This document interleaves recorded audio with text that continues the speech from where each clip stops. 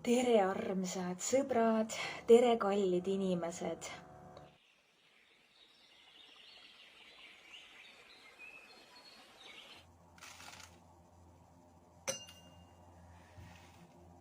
Ootan, kuni keegi tuleb praegu koos minuga laivi.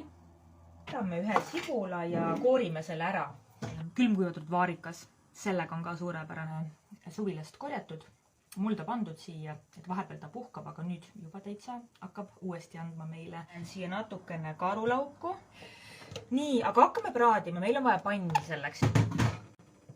Võtta üks taldrik. Vaadake, kui kaunis taldrik. Mulle meeldivad sellised ääred ilusad. Ja me lõikame sellest sellised kaunid nagu tükikesed, kuhu me saame panna kenad suupisted sisse.